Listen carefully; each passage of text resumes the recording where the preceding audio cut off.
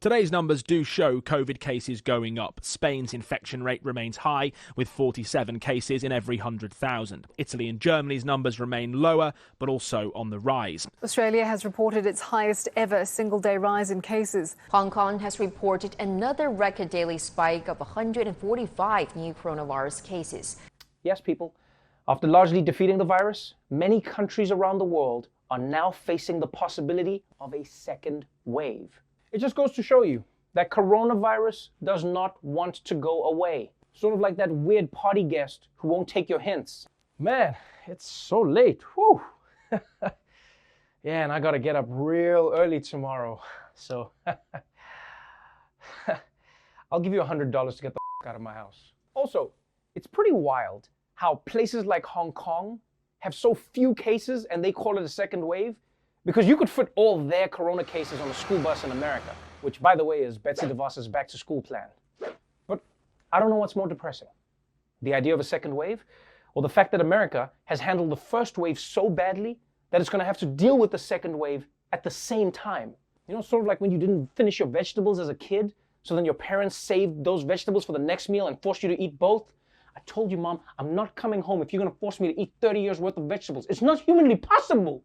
In fact, as much as every country has struggled with COVID-19, America is one of the only developed nations that never got the virus under control to begin with. Over the past week, the US has had 15 times as many new cases per capita as Canada and 12 times as many as Europe. And one reason why it's still out of control here is because of stuff like this.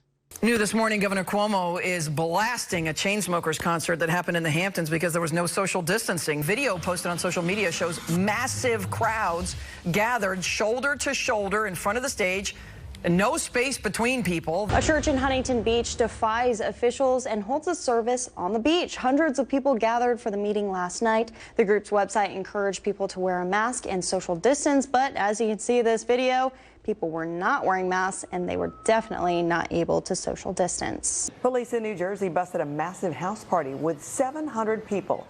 It took officers 5 hours to disperse hundreds of people from the packed Airbnb. It was advertised on Instagram as a mansion party with free booze, food, and a cash prize for a twerking contest. Guys, I can understand getting corona because you wanted to see your grandmother or something, but getting corona because you wanted to watch a twerking contest? There is no reason to risk your health for that. Unless your grandmother was in the twerking contest. I mean, then I can understand. You gotta support your Nana's dreams. You know what I mean, Nana? You do you, girl. Also, I understand that people need to go to church. But please, people, don't hold church in a tight, massive crowd. Jesus is supposed to die for you, not the other way around. So, obviously, ordinary Americans should be taking this pandemic more seriously. And they could be. But in their defense, it's hard to do that when this is the guy who's setting the tone from the top. Overnight, the president went on a Twitter spree. Among the things that he shared with his more than 84 million Twitter followers, a doctor saying you don't need to wear masks. She touted hydroxychloroquine. Instead, that video has since been removed and flagged by Twitter as a violation. Dr. Emmanuel here has a large number of baseless claims. She has hailed hydroxychloroquine as the so-called cure for the coronavirus. Yep. The Daily Beast has also identified her as a pediatrician with a history of making, quote, bizarre claims about medical topics and other issues, often claiming very questionable things. Sex is a spiritual transaction. So when you're doing it by yourself, demons come and join you. When you're doing it in the right way in marriage, God watches over it. Okay, both of those situations are not ideal. I mean, obviously, I don't want demons joining me in sex, but I also don't want God watching me have sex. Like, what if he's judging me? Come on, Trevor. I know I didn't give you much, but you can work harder than that. But yes, despite having the world's top doctors at his disposal, Trump has decided instead to trust a doctor who believes that people get sick because they masturbate and that vaccines are made from alien DNA. And by the way, whatever you do, please don't start running around saying that African doctors are crazy, okay?